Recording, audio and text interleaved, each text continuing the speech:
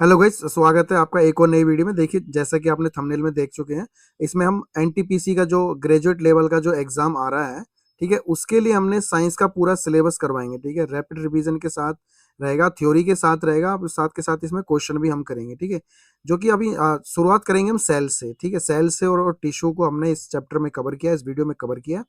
तो बिना देरी के शुरुआत करते हैं। ये देखिए, ये रहने वाला आपका रेलवे का एसएससी, DSSB और केवीएस। मतलब रेलवे पे हमने ज़्यादा फोकस किया इसमें। ठीक है, रेलवे का हमने उसको फोकस किया है, क्योंकि रेलवे का जो भी एग्जाम है उसमें ज़्यादा साइंस ही आती है। ठीक है, देखिए सबसे पहले क्या है आपका, देखिए साइंस में क्या है, देखिए सेल। सेल और टिश्यू में क्या है, देखिए आप देखते हैं। सबसे पहले ये एक एग्जाम्पल देखिए, अपना डायग्राम देख रहे हैं। आपका डायग्राम जो मिल रहा है इसमें, ये सेल के किसी एक सेल का हमें एक डायग्राम है। ठीक है, इसमें जो पहले इसमें जो पढ़ेंगे, देखिए जो कोशिका संरचना है, यानी कि सेल स्ट्रक्चर पढ़ेंगे, सेल ऑर्गेनेल्स पढ़ेंगे, यानी कि कोशिका जो अंगक होते हैं। ठीक है, सबसे पहले हम डायग्राम को देखेंगे। देखिए जो सबसे बीच में होता है, जो सबसे बीच में होता है उसको बोलते हैं केंद्रक। ठीक है, केंद्रक से भी एक आधी क्वेश्चन आपको देखने को मिल सकता है। ठीक है, केंद्रक। जो ये जो एक होता है माइटोकॉन्ड्रिया, माइटोकॉन्ड्रिया, ठीक है, ये भी क्या बोलते हैं, सेल में ही होता है। ठीक है, उसके बाद होता है गोल्जी उपकरण, यानी गोल्जी अपार्टस। ठीक है, उसके बाद होता है आपका एंडोप्लाज्मिक रेक्टिकुलम। ठीक है, एंडोप्लाज्मिक रेक्टिकुलम यानी कि अंतर्वाही जलिका। ठीक है, नेक्स्ट होता है प्लाज्मा मेम्ब्रेन। ठीक है, देखिए कोशिका झिल्ली से जो ना क्वेश्चन पूछे ही पूछे जाते हैं, चाहे वो साइंस का ग्रेजुएट लेवल हो, एनटीपीसी हो, ग्रुप डी हो या एएलपी हो, या किसी भी एग्जाम में जो ना प्लाज्मा मेम्ब्रेन से आपको क्वेश्चन आपको देखने को मिलेगा ही मिलेगा। ठीक है, ठीक है, उसके बाद आएगा आपका एनिमल टिश्यू। ठीक है, एनिमल टिश्यू है।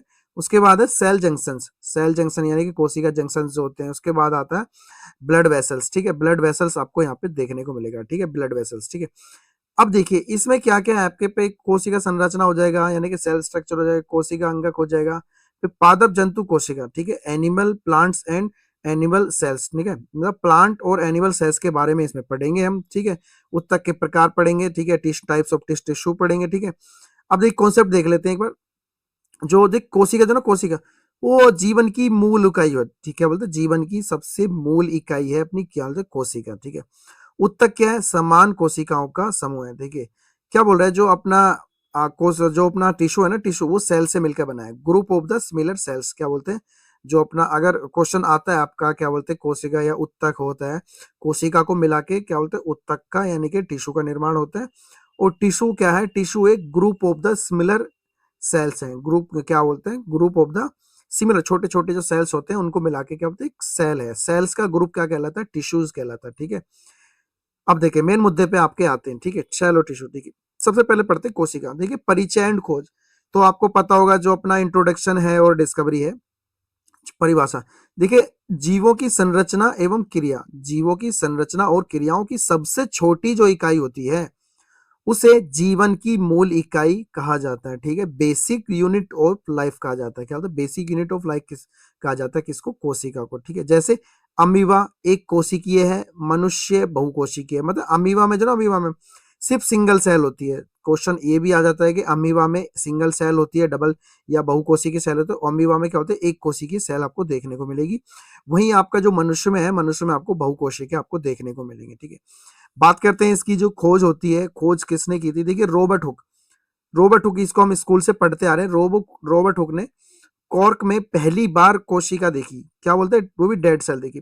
देखिए क्वेश्चन दोनों, रॉबर्ट हुक ने भी क्या बोलते हैं, खोज की थी, और एंटनी, और 1665 में जो ना रॉबर्ट हुक ने एक कोशिका दी थी जो डेड सेल देखी थी। एंट लेकिन एटनी वॉन एंड पेन होक ने की थी जीवित कोशिका की खोज।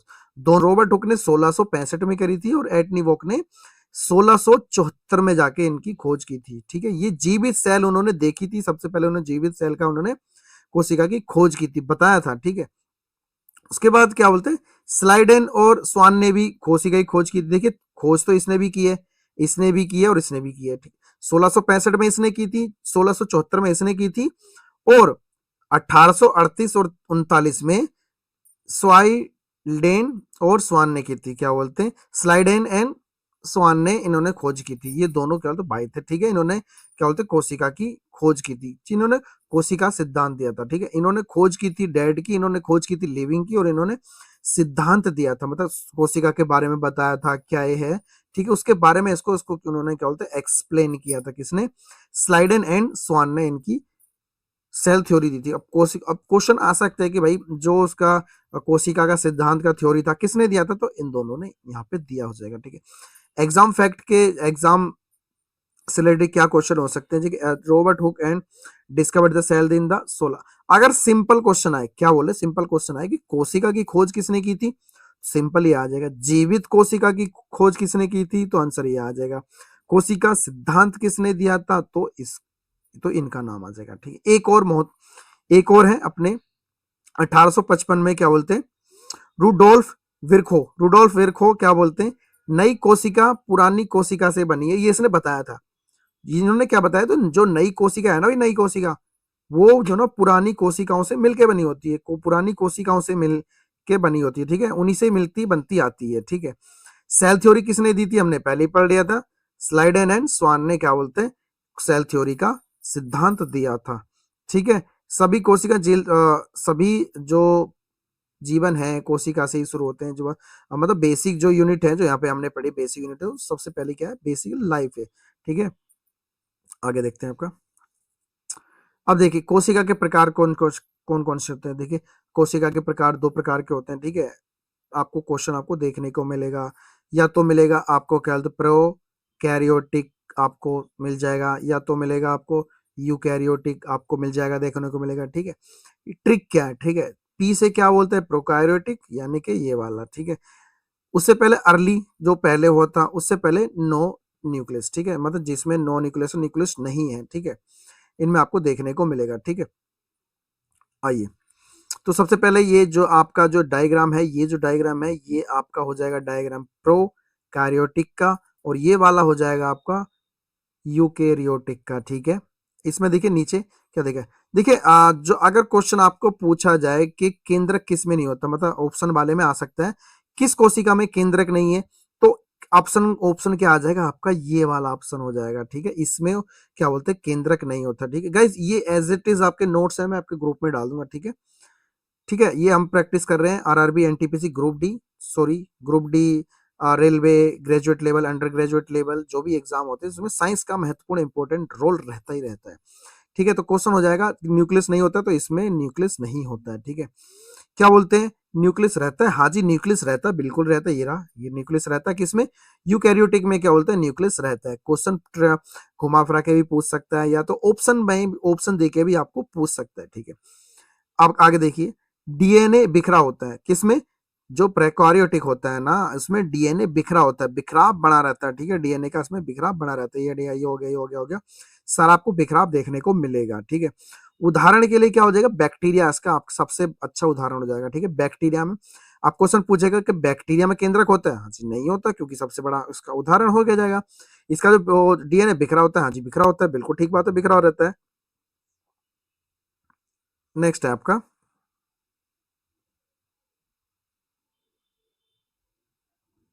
आइए, ठीक है।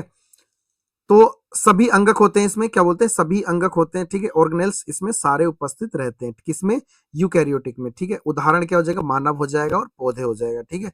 ये जो ये था ना, इसमें दो बहुत बड़े बड़े क्या बोलते हैं, इसका जो इंपॉर्टेंट रहता ही रहता है, ठीक है, इनसे क्वेश्चन पूछ लेता है, और ये बड़े कंफ्यूजन वाले नाम भी हैं, तो इसमें से क्वेश्चन आता ही आता है, ठीक है। आगे बढ़ते हैं थोड़ा। अब देखिए कोशिका की संरचना देखते हैं, झिल्ली और द्रव्य क्या बोलते हैं, स्ट्रक्चर मेम्ब्रेन एंड साइटोप्लाज्म, ठीक है। कोशिका की देखते हैं, इसमें स्ट्रक्चर देखेंगे, मेम्ब्रेन एंड साइटोप्लाज्म का यहाँ पे देखेंगे। देखिए क्वेश्चन, देखिए नोट्स अगर अच्छे लग रहे हैं तो आपको वीडियो को लाइक करना है गाइस, शेयर करना है, ऐसे ही नोट्स आपको मिलेंगे 3D में, आपको अच्छे से और समझ में आ जाएगा, ठीक है। देखते हैं, देखिए सेल मेम्ब्रेन क्या, देखिए जो सबसे जो ऊपर होती है, सबसे जो ऊपर होती है उसको क्या बोलते हैं, कोश सेल मेम्ब्रेन बोलते हैं, क्या बोलते हैं सेल मेम्ब्रेन, ठीक है। सबसे जो बाहरी पर होती है, सबसे क्या बोलते हैं सेल मेम्ब्रेन होती है। इसके बारे में थोड़ा पढ़ेंगे, थोड़ा और जान लेते हैं, डायग्राम के बारे में थोड़ा और जानेंगे पहले। जो सबसे अंदर होता है उसको क्या बोलते हैं भाई, न्यूक्लियस, यानी कि केंद्रक बोलेंगे, क्या बोलेंगे न्यूक्लियस एंड केंद्रक हम पे बोला जाएगा, ठीक है। अब देखिए ये जो छोटे छोटे ये जो होते हैं, ये ही होते हैं साइटोप्लाज्म, यानी कि कोशिका द्रव्य, ठीक है। इनका क्या कार्य होता है, इनका क्या कार्य होता है, एक एक करके देखते हैं। सबसे पहले पढ़ते हैं हम सेल मेम्ब्रेन के बारे में।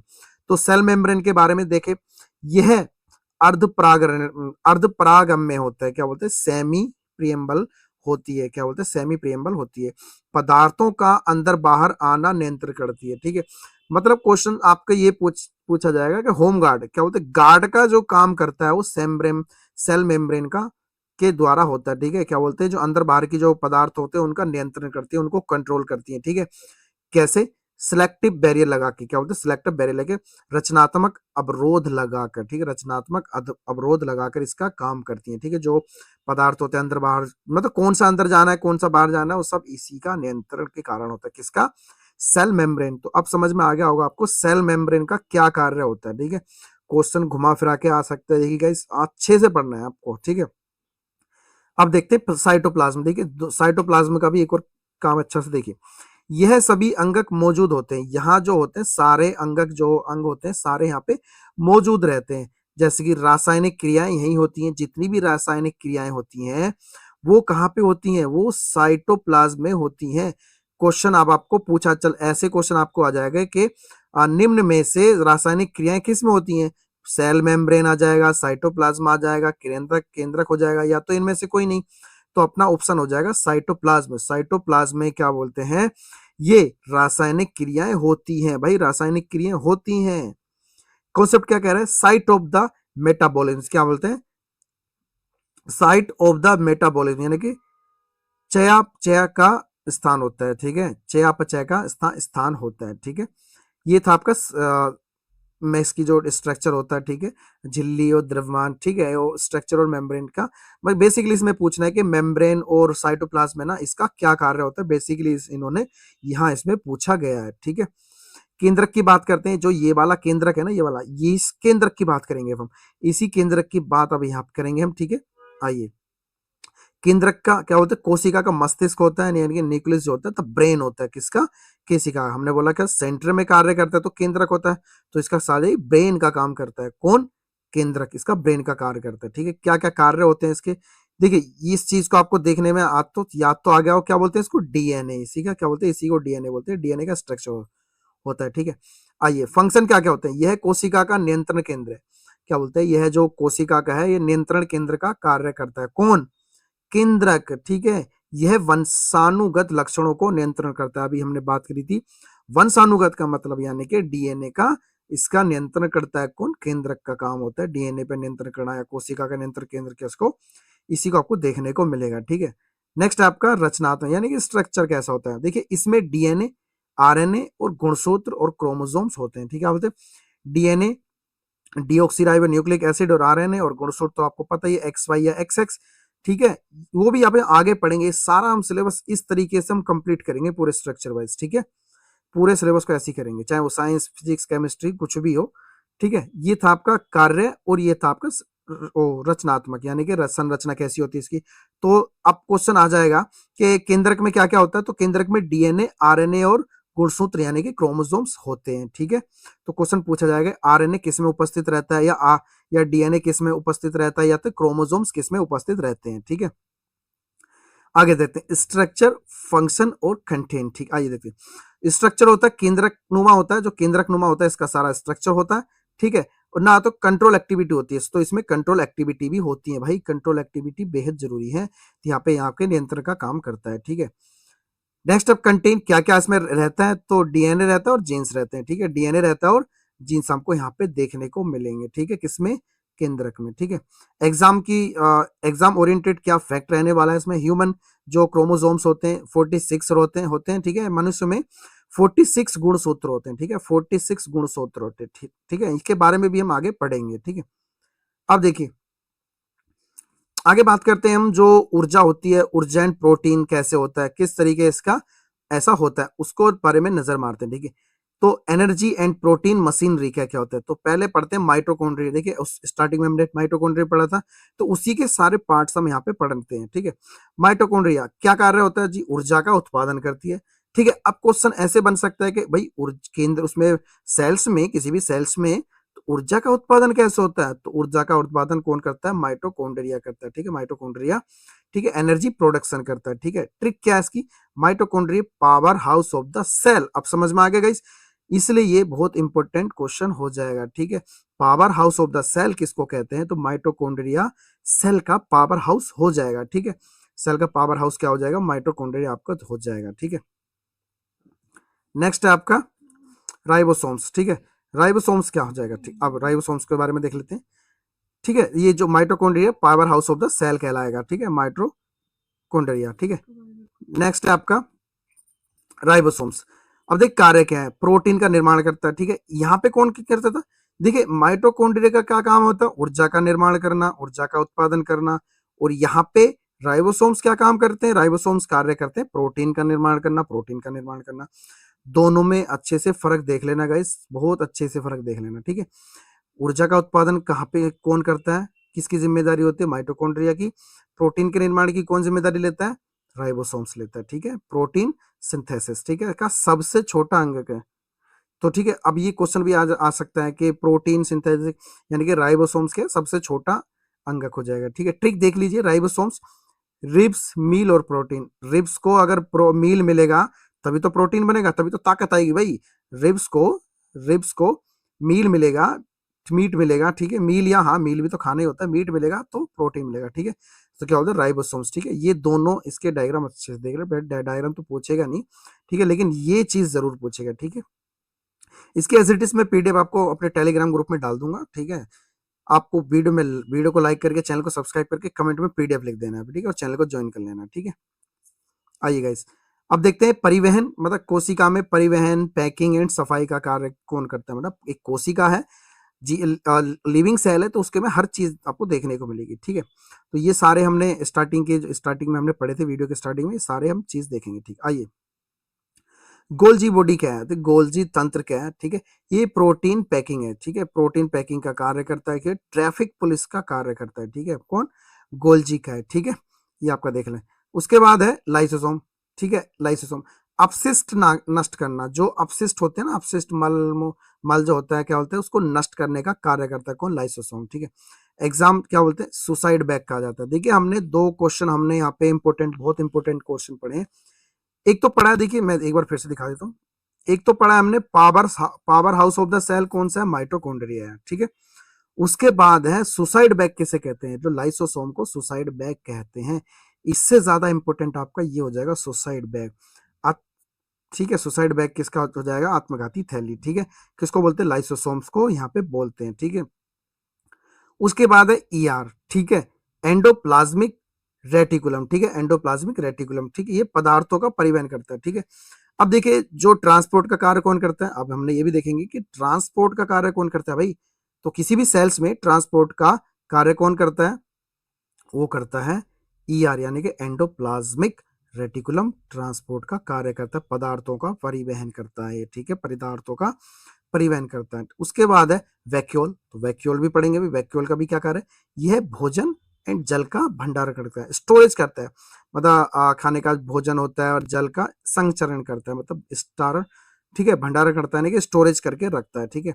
एग्जाम व्यू से हम देख लेते हैं, ठीक है। My energy, rabbit loves eating, क्या बोलते हैं, माइटोकॉन्ड्रिया, ईआर हमने पढ़ा था, राइबोसोम्स पढ़ा था और लाइसोसोम्स पढ़ा था। माइटोकॉन्ड्रिया याद है ना, powerhouse of the cell. Lysosome क्या याद है, सुसाइड बैग, ठीक है। ये आप, ठीक है, ये आप देख लेना, ठीक है। नेक्स्ट आगे बढ़ते हैं गाइड। देखिए वीडियो अच्छी लग रही है तो गैस लाइक जरूर करना है, शेयर करना है सहपाठियों के साथ, ठीक है। अब जितना भी हमने पढ़ा है उसको एक बार ओवरव्यू हम ले लेते हैं, क्या क्या आपने यहाँ पे देखा है, ठीक है। आइए, सेल वॉल, सेल वॉल हमने सबसे पहले पढ़ा था। सेल वॉल जो कोशिका भित्ति है, और क्लोरोप्लास्ट देखा था, वैक्यूल देखा था और शेप देखा था। आइए देखते हैं, पहले बात करेंगे प्लांट में, उसके बाद करेंगे एनिमल में। ये मतलब क्या क्या इसमें उपस्थित है, क्या क्या इसमें उपस्थित नहीं है। सेल वॉल कहाँ पे प्लांट में उपस्थित होती है, हाँ जी प्लांट में रहती है, लेकिन एनिमल में नहीं रहती। ये देखिए बड़ा ही कंफ्यूजन सा रहता है हमेशा। सेल वॉल हमेशा प्लांट में रहती है, एनिमल में नहीं रहती, ठीक है।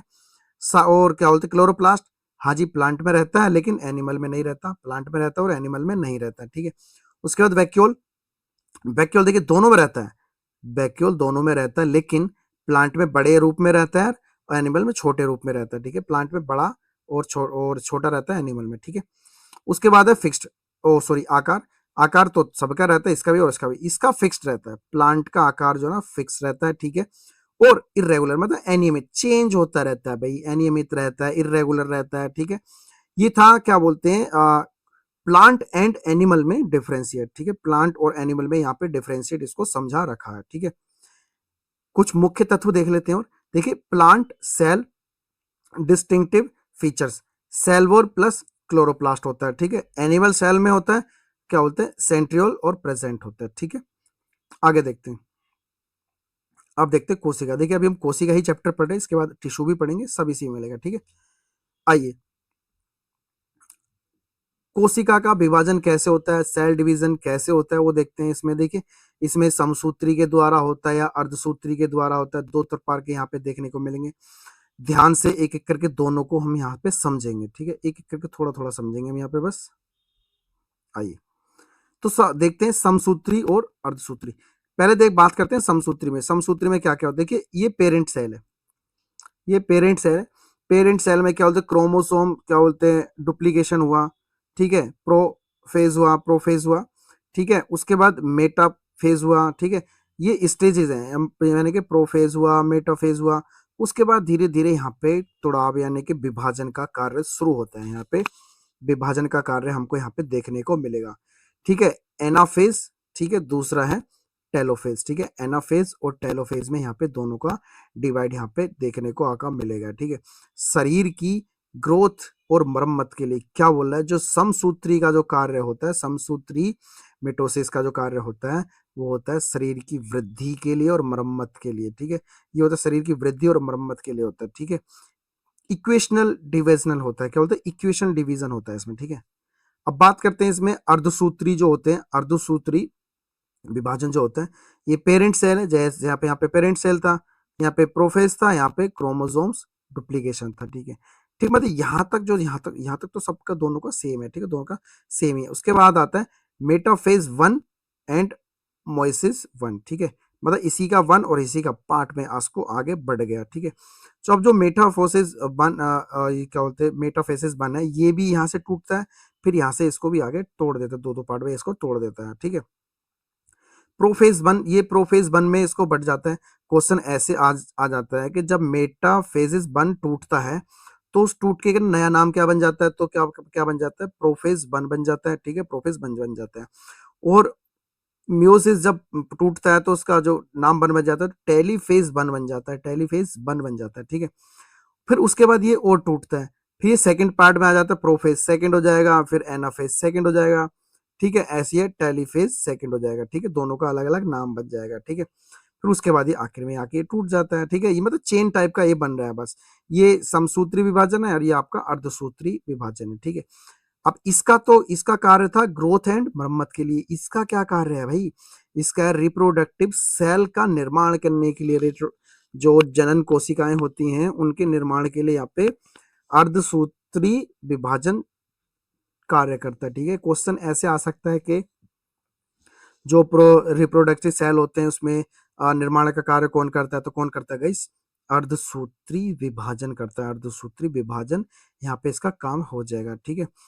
तो हमने बात करी थी मिजोसिस करता है वृद्धि और मिटोसिस करता है वृद्धि यानी कि समसूत्री, ठीक है, और अर्धसूत्री करता है अपना जनन यानी कि रिप्रोडक्शन का कार्य करता है, ठीक है। गाइज ये था आपका जो सेल के बारे में था, ठीक है। आपको कुछ भी समझ में नहीं आए, ठीक है, तो आप कमेंट में पूछ सकते हैं। कुछ कंटेंट गलत हो गया होगा तो हमको आप सजेशन कर सकते हैं, ठीक है। अब बात करते हैं उत्तक टिश्यू के बारे में, अब हम देखते हैं, ठीक है, टिश्यू के बारे में क्या होता है इसके बारे में भी हम चर्चा कर लेते हैं। आइए, उत्तक क्या होता है, देखिए परिचय और प्रकार, ठीक है, टिश्यू का इंट्रो और टाइप्स देखेंगे। सबसे पहले देखें हम डेफिनेशन देख लेते हैं इसकी।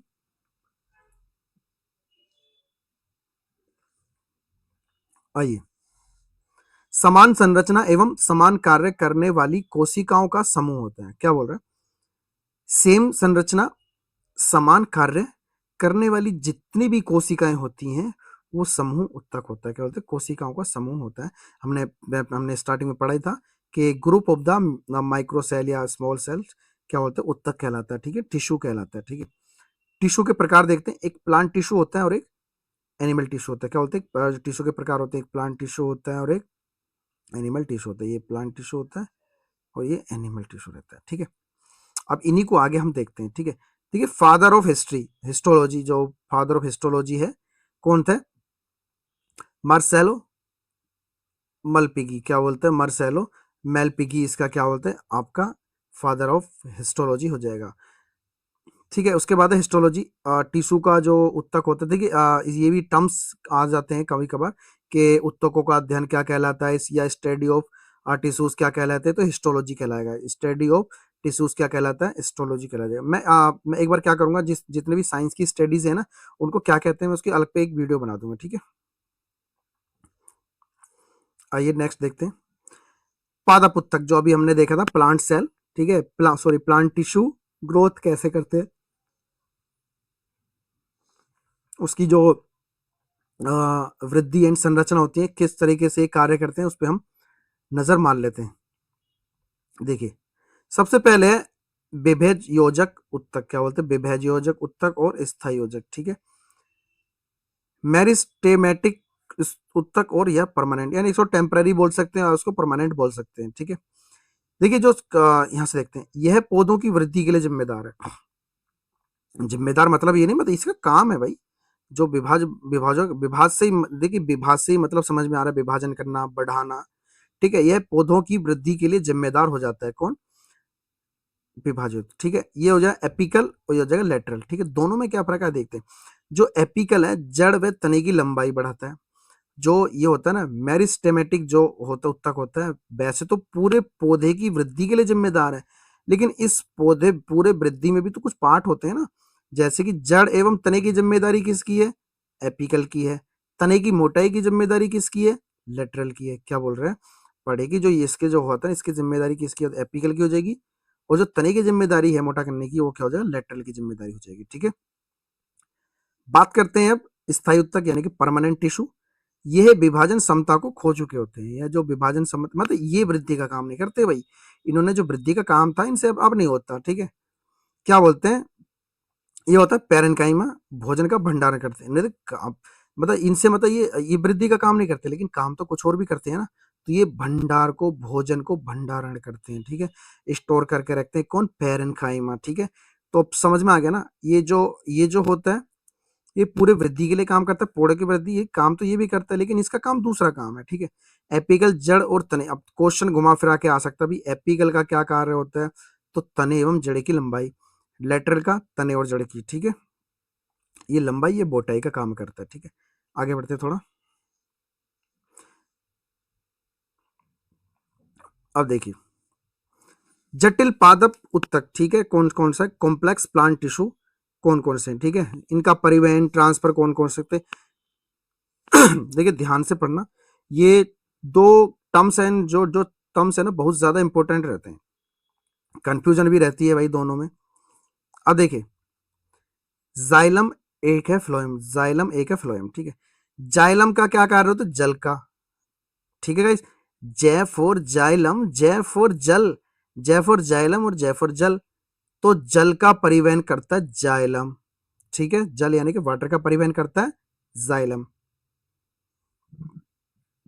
और फ्लोएम का क्या कार्य होता है, भोजन, ठीक है। देखो, F F for phloem, F for food, ठीक है गाइस। दोनों में मतलब समझ, जय फॉर जाइलम, जय फॉर जल, और F for phloem, F for food.